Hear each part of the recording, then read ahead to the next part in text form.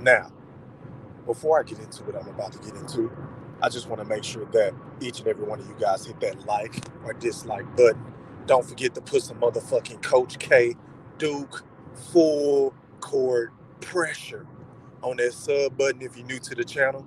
And be sure to ring that noti bell so you can be notified via email each and every time your boy E Thriller, aka Ham Rothstein, aka the Black Picasso, because I paint these pictures so vividly with my words on the sport of basketball this morning whenever I feel like it. And once again, hoop fans, ladies and gentlemen, welcome back. Now, first things first, man. I wanted to come on this live stream. Shout out to everybody that's watching this live stream podcast on my YouTube channel, my Twitter account, my Facebook account, and as always, my Twitch and IG as well. If I didn't already say that, salute, salute, salute. Please hit that like button. Please, please, please. So as you probably can hear, I'm on my way to the gym. I'm in my car, so if I don't sound as crisp and clear as I usually do, then you already know why.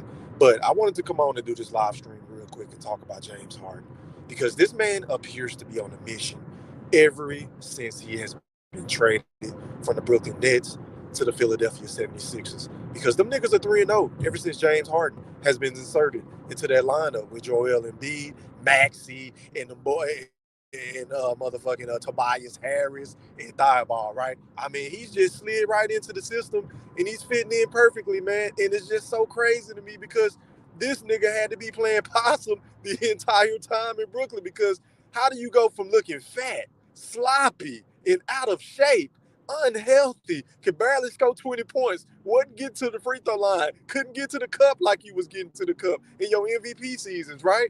How do you go from that to all of a sudden you playing in Philly, nigga, you look like an MVP candidate. You are averaging a fucking triple-double. You don't look fat. You don't look like you eating honey buns and shit. You understand what I'm saying?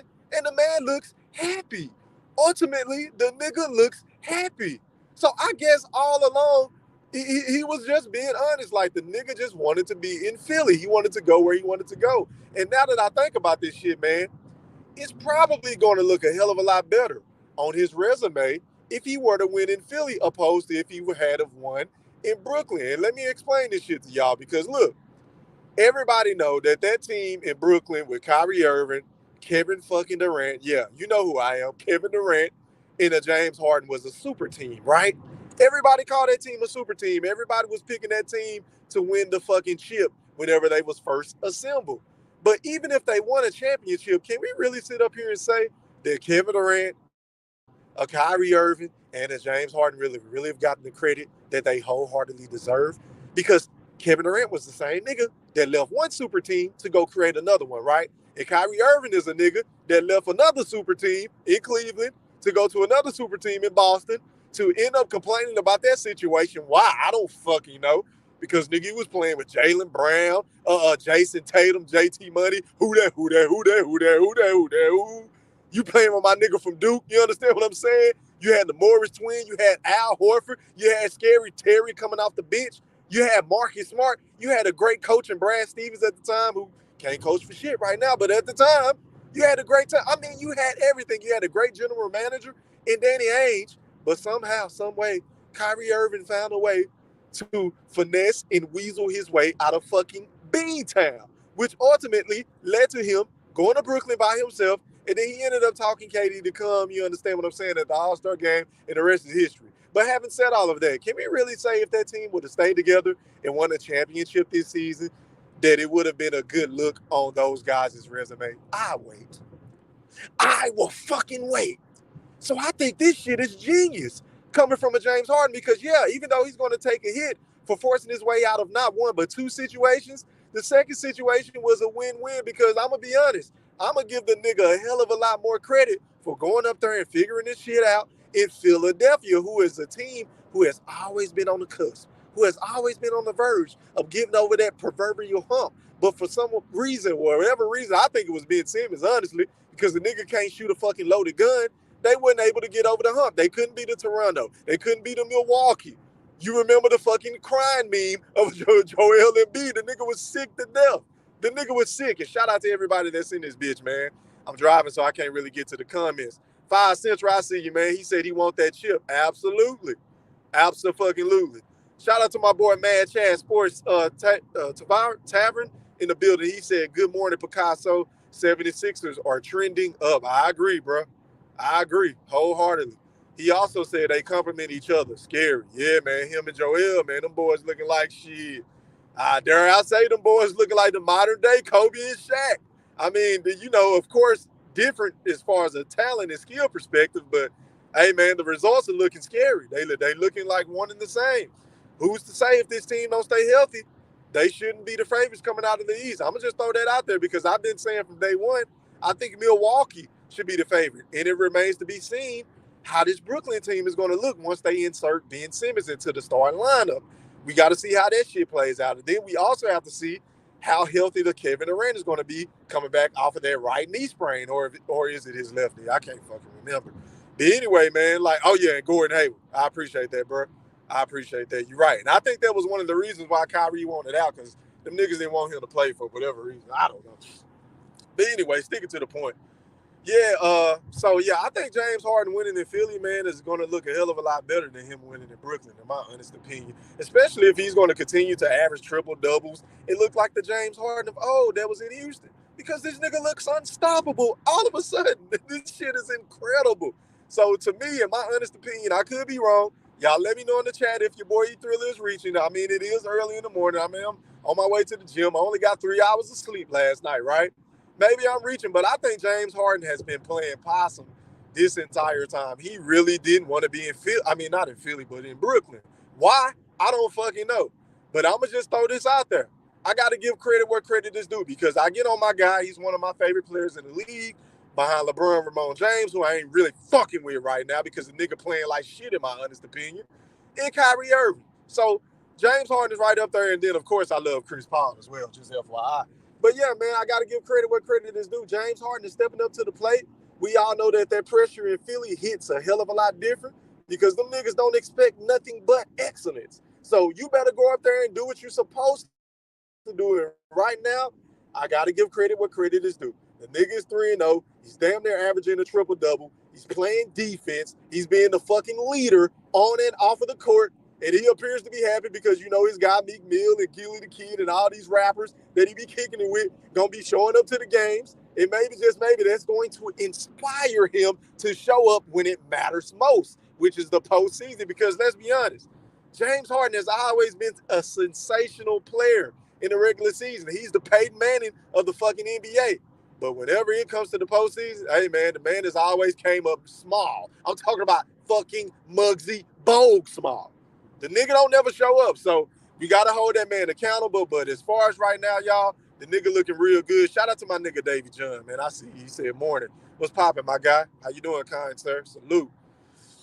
My boy Mad Chad, y'all got to bear with me, man. I'm trying to multitask. He said, Warriors healthy come playoffs, Warriors versus Sixers finals. Hey, man, I wouldn't be mad at that. I wouldn't be mad at that at all. Yeah, we got to see them boys healthy, because Golden State, they very deep, man, especially with Klay Thompson back in the fold in the starting lineup, and then you got them other parts and pieces around them. Of course, you got Andrew Wiggins. I like Jordan Poole. Who's to say when is Wiseman going to come back, how he's going to fit into the system of things. Then we cannot forget about Draymond Green, who is the heart and soul of that team. So they're just staying afloat, until Draymond come back, in my honest opinion, because when he come back, he going to set that shit all the way the fuck out. But we can't count out Phoenix either, even though, Chris Paul is dealing with that thumb injury.